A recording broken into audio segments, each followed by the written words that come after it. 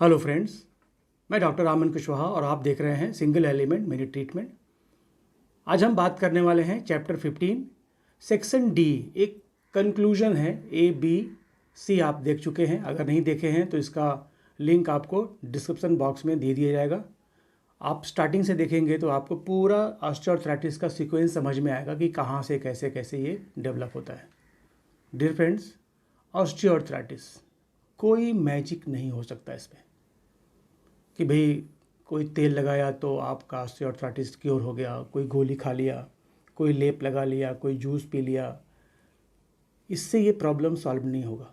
कोई कायोथेरेपी के पास जाके नी एडजस्टमेंट कराने लगा तो ये प्रॉब्लम सॉल्व होगा, ये सब बिल्कुल नहीं है। डियर फ्रेंड, ये टाइम टेकिंग प्रॉब्लम है, ये इसमें समय लगता है और इसमें पेशेंस रखना पड़ता है, पेशेंट को अपना धैर्य रखना पड़ता है, तब जाके आप इसको अपने तकलीफ़ को कम करना शुरू कर सकते हैं, ठीक कर सकते हैं, पेन फ्री हो सकते हैं। आजकल बहुत सारे वीडियोस में देखेंगे आप कि ये खा लीजिए तो ये हो जाएगा, वो खा लीजिए तो आप ये ठीक हो जाएंगे, ये एक्सरसाइज कर लिया ये ठीक। ऐसा नहीं है, इसमें काफ़ी कुछ एक साथ करना पड़ता है, जिसके अंदर कुछ कुछ चीज़ें ऐसी हैं जो जिसके बिना आपका प्रॉब्लम सॉल्व होगा ही नहीं। मैं फॉर टाइम बिंग की कोई बात नहीं बोल रहा हूँ कि गोली खाया 2 दिन ठीक रहे, आप कोई ऑयल लगा लिया, थोड़ा सा आपको सूदिंग फीलिंग हुआ, आप ठीक हो गए, ऐसा नहीं। एक लॉन्ग टर्म ट्रीटमेंट, समय भी देना पड़ेगा और आपको धैर्य रखना पड़ेगा। तो ऐसा मैं क्यों बोल रहा हूँ? पिछले वीडियो में मैंने बताया था कि ये एक age related wear and tear है। ऑस्टियोआर्थराइटिस, उम्र बढ़ता है तो बॉडी में वेयर एंड टेयर होता है। तो इस बात को सिद्ध करने के लिए मैं आपको एक सूत्र बताऊंगा।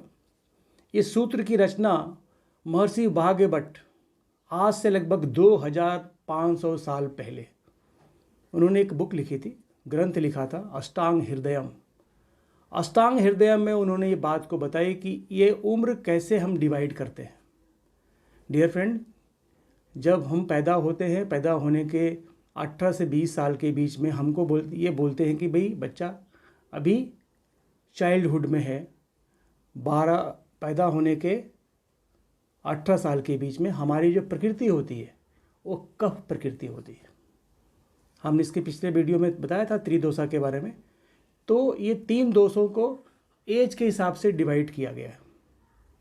तो पहला जो हमारा फेज़ है, चाइल्डहुड फेज़, उसमें हमारा जो बॉडी होता है वो कफ प्रकृति ज़्यादा। छोटे बच्चों को देखिए आप, अक्सर लोग बांध के रखते हैं, कान वान ढक के रखते हैं, गर्म कपड़े हमेशा पहना के रखते हैं। फिर हमारा एक आता है यंग एज, 20 साल से लेके 40-45 तक, 45 साल के बीच में। इसमें हमारे बॉडी का जो नेचर होता है वो पित्त नेचर होता है। इसमें हमारा पित्त बढ़ा होता है, पित्त बढ़ने की संभावना ज़्यादा होती है, पित्त प्रधान हम होते हैं। फिर 45 के बाद एक अवस्था है जिसको हम वृद्धावस्था भी कह सकते हैं। इसमें हमारा वात प्रधान शरीर होता है। यही वात आपके शरीर में वेयर एंड टेयर डेवलप करता है, जैसा मैंने पिछले वीडियो में बताया था। तो इसको समझाने के लिए महर्षि वाग्भट ने एक सूत्र दिया है, उस सूत्र को आप सुनिए। वयो रात्रि भुक्तानाम तेंत मध्यादिमः क्रमातम। आज से लगभग 2500 साल पहले इस सूत्र की रचना के द्वारा उन्होंने अपने शरीर, आयु के हिसाब से, दिन के हिसाब से, रात्रि के हिसाब से और भोजन करने के हिसाब से आपके अवस्थाओं का विवरण किया है कि रात्रि के किस पहर से किस पहर तक, दिन के किस पहर से किस पहर तक वात और पित्त और कफ की प्रकृति का समय होता है। तो इसलिए फ्रेंड, मैं बता रहा हूँ कि इसमें कोई शॉर्टकट नहीं है। आप एक सिस्टम पे जाइए, समय दीजिए और धैर्यपूर्वक ट्रीटमेंट कीजिए। कुछ चीज़ें आपको खुद करनी है, जैसे फिजिकल एक्सरसाइज करनी है तो आपको खुद करनी है, बाकी का ट्रीटमेंट आपका फिजियो करेगा। और डियर फ्रेंड्स, एक चीज़ मैं आपको और बताना चाहूँगा कि ये जो थेरेपी है, आप दुनिया की कोई भी थेरेपी करवा लीजिए, फिजियोथेरेपी इसके सेंटर में होगा। आप कोई गफलत में मत रहिए, कोई कन्फ्यूज़न में मत रहिए, किसी के बहकावे में मत आइए। फिजियोथेरेपी किए बिना ऑस्टियोआर्थराइटिस ठीक होना असंभव है। आप कायरो करेंगे तो भी, आप एक्यूपंक्चर करेंगे तो भी, आप जानू बस्ती करा लेंगे तो भी फिजियोथेरेपी तो करना ही पड़ेगा, क्योंकि मसल स्ट्रेंथनिंग नहीं होगा। आपका क्वाड्रिसेप मसल, आपका कॉप मसल, आपके सारे साइड से लिगामेंट्स, तब तक आपका नी बचने वाला नहीं है, क्योंकि नी अपने आप में उसके पास कोई स्ट्रेंथ नहीं होता। वो मसल्स के स्ट्रेंथ पे काम करता है, उसका मूवमेंट मसल्स के स्ट्रेंथ पे है। तो डियर फ्रेंड्स, अब हम आपको थेरेपी के 2 पार्ट बताने वाले हैं, इसको समझ लीजिए। पहला है फिजियोथेरेपी। फिजियोथेरेपी को हम 2 भागों में डिवाइड किए हैं।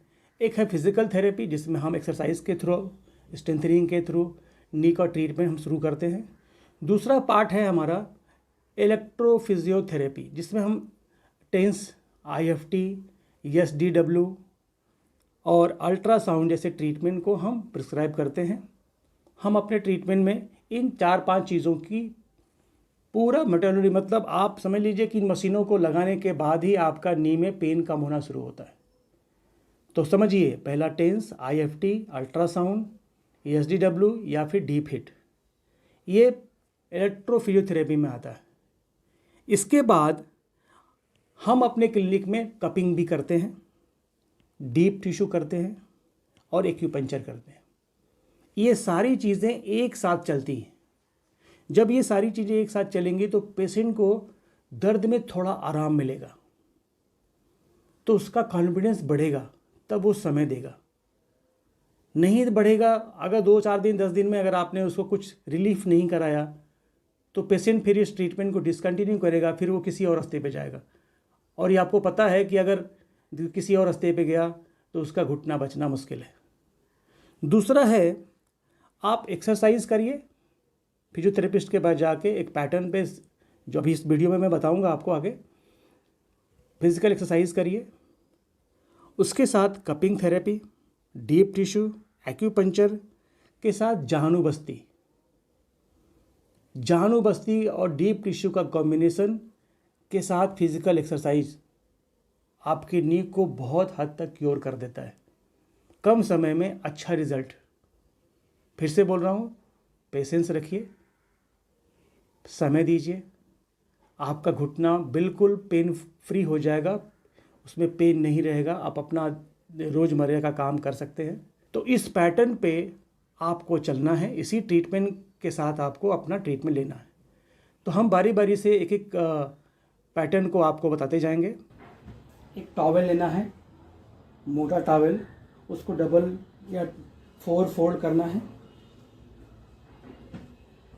ऐसे करके इसके अंदर कोई परफ्यूम बॉटल हो या पानी का बॉटल, उसको डाल के ऐसे रोल करना है।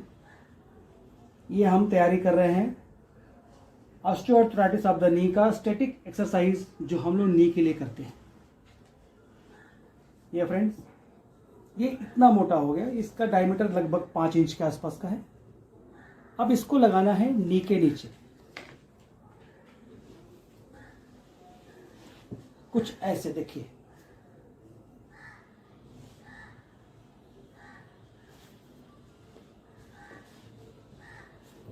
इसको यहां फिक्स करेंगे, आपका नी ऊपर आ गया, आपका एंकल ज्वाइंट नीचे है। अब यहां से एक्सरसाइज नंबर 1 शुरू करना है। आपको थाई मसल्स की ताकत से पैर को लिफ्ट करना है ऐसे, और इसको अपनी तरफ खींचना। 1 2 3 4 ऐसे। क्वाड्रिसेप्स में कंट्रैक्शन होगा, पूरा कॉप मसल्स स्ट्रेच होगा, अपनी तरफ खींचना है। देखिए, ये है स्टैटिक एक्सरसाइज, बेसिक्स है आपके नी पेन के लिए। जब आप क्वाड्रिसेप्स मसल्स को स्ट्रॉन्ग करेंगे तो नी में प्रेशर कम होगा। स्टार्टिंग में आपको कॉप मसल्स में पेन होगा, जैसे आप कैसे स्ट्रेच करोगे ना आगे की तरफ, तो यहाँ खिंचाव ज़्यादा होगा, ये मसल स्टिफ रहती है, इसके लिए नी में पेन ज़्यादा होता है। ये आपको स्टार्टिंग में प्रेशर डालना है और hold 1 2 3 4 and down, lift 1 2 3 4 down. ऐसा आपको 20 करना है फ्रेंड। उसके बाद फिर हिल को नीचे रखना है, यहाँ पे नीचे, और नी जॉइंट से टॉवेल को प्रेस करना है नीचे की तरफ, जस्ट लाइक दिस, प्रेस करना है। हिल को उठाना नहीं है, हिल वहीं रहेगा, आपको नी को नीचे प्रेस करना है। प्रेस ओवर डाउन,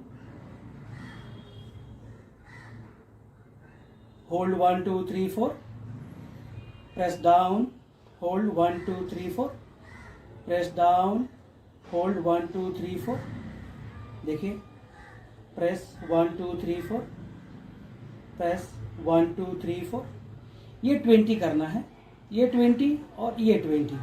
उसके बाद इसको शिफ्ट करना है एंकल जॉइंट्स के पास। इसके पास ये हाथ यहाँ, ये पैर यहाँ रख दिया। अब किसी किसी के देखेंगे ना, नी में नी ऐसे रहता है, सीधा नहीं होता है। तो अब यहाँ से आपको नी को नीचे प्रेस करना है, होल्ड 1 2 3 4। ये हाइपर एक्सटेंशन हो गया, 1 2 3 4, 1 2 3 4, प्रेस होल्ड 1 2 3 4, प्रेस होल्ड 1 2 3 4।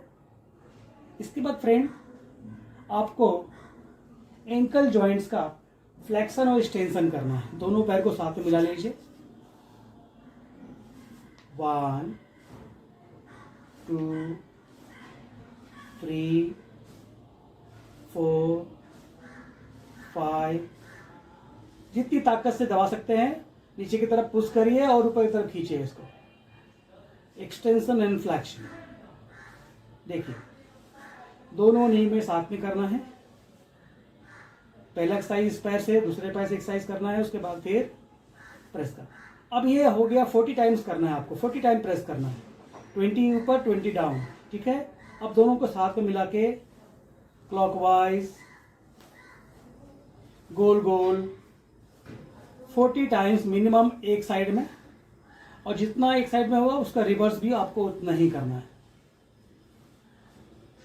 इसमें क्या होगा कि आपका जो पटेला जो है, आपका पटेला का जॉइंट स्पेस कम होता है, पर फीमर और पटेला के डिस्टेंस जो होता है वो कम हो जाता है, तो नी स्टिफ हो जाती है, एकदम रिजिड हो जाती है।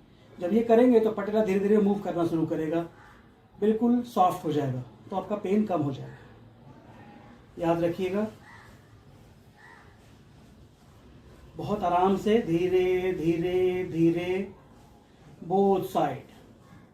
ये होने के बाद फ्रेंड आपको स्ट्रेच करना है, तो एक टॉवेल लीजिएगा ऐसे, और टोस के पास इसको फंसाना है ऐसे, टोस पर याद रखिएगा, टोस के ऊपर, और खींचना है अपनी तरफ, 1 2 3 4, 1 2 3 4, प्रेस 1 2 3 4, होल्ड 1 2 3 4। जब ये करेंगे आप, तो कॉप मसल से थाई मसल्स तक, इधर तक आपको खिंचाव महसूस होगा। और किसी को साइटिक का पेन है तो भी ये कर सकता है, उसको बहुत फायदा होगा। ये भी आपको कम से कम 20 टाइम्स करना है फ्रेंड। ये आपका नी का बेसिक एक्सरसाइज है, इसको बोलते हैं static exercise for the knee and knee pain, joints pain.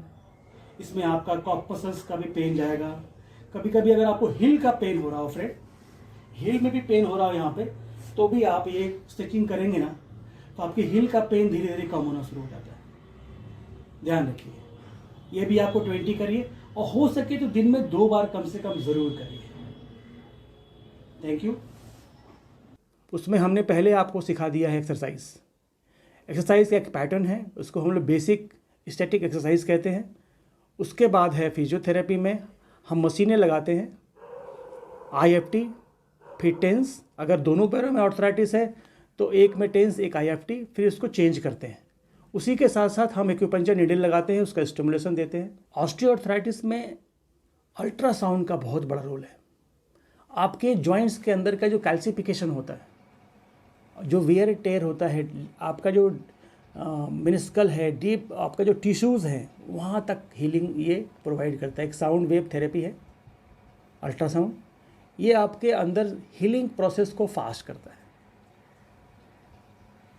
ये करने से आपका पेन जो है और आपका जो स्वेलिंग है, जो अंदर से जो कुछ भी वेयर एंड टेयर हुआ रहेगा एक सर्टेन लेवल तक, उसको हीलिंग होने में फास्ट ये काम करता है। अल्ट्रासाउंड एक बेस्ट फिजियोथेरेपी ट्रीटमेंट है। ये फिजियोथेरेपी की जान है। अल्ट्रासाउंड बोले तो फिजियोथेरेपी की जान। फिर हम उसको कपिंग करते हैं। कपिंग के बाद डीप टिश्यू। तो इन वीडियो के माध्यम से आपको हम एक पैटर्न बताएं, उस पैटर्न पे चलिए। अब डीप टिश्यू में धीरे धीरे आपके जो मसल्स होते हैं ना, वो रिलैक्स होना शुरू हो जाते हैं। जो उसके अंदर स्पाज़म है वो निकलना शुरू हो जाता है। अगर मेडिकेटेड ऑयल से आपने ट्रीटमेंट शुरू किया है तो उस ऑयल का भी आपको असर होगा। तो इस पैटर्न पे आप चलेंगे, तब जाके आपका नी अच्छे से क्योर होगा, पेन ख़त्म होगा। आप अपना रूटीन वाइज एक्सरसाइज करते रहिए और रूटीन में काम करते रहिए। चमत्कार की कोई संभावना नहीं है। डियर फ्रेंड्स, अगर ये आपको वीडियो अच्छा लगा हो तो इसको लाइक करें, सब्सक्राइब करें और अपने फ्रेंड में शेयर करना ना भूलें। इस वीडियो को अंत तक देखने के लिए आप सभी का धन्यवाद। Thank you and God bless you all.